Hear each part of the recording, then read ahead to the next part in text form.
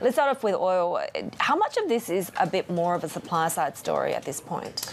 Yeah, I think totally. It's been something the market's been keeping an eye on for quite some time, and it's really only now over the last few weeks we've started to see that filter through. The uncertainty on the global economic backdrop has not provided anything really for oil traders to really grab onto. So clearly, these signs of lower exports from Russia in particular, I think, but also Saudi and the broader OPEC group, is a sign that we're now starting to enter that phase that we've all been anticipating but hadn't really seen yet. So I think that's going to be the primary driver for oil prices in the shorter term. A few more oil majors reporting this week, particularly if you're looking at shale. What are you kind of listening out for or watching out for in terms of guidance?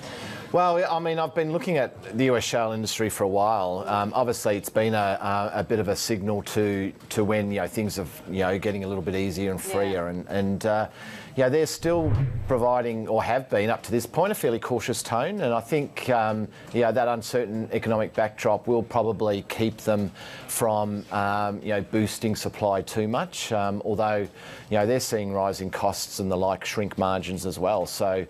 They're more financially driven sort of decisions now mean that lower margins probably are going to see relatively low output growth for the meantime. So that just adds to that story, of supply tightness. Dan, how are you seeing that dynamic between what the Fed is doing, a stronger U.S. dollar, and also on the other side, you're seeing this expectation of more stimulus to come from China being really felt across the commodity space?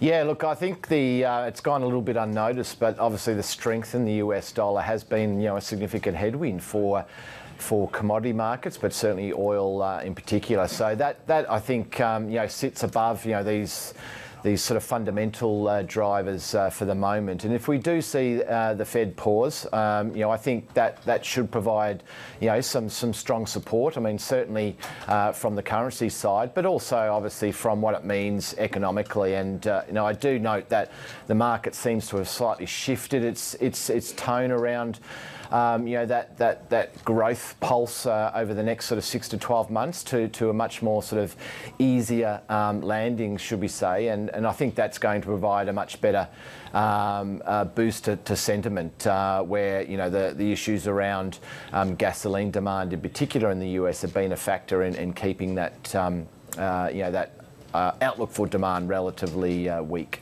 What are you seeing in terms of demand specifically across Asia? Because when it comes to China's carbon price, we're seeing that hit a record high, and Asian coal prices also running higher.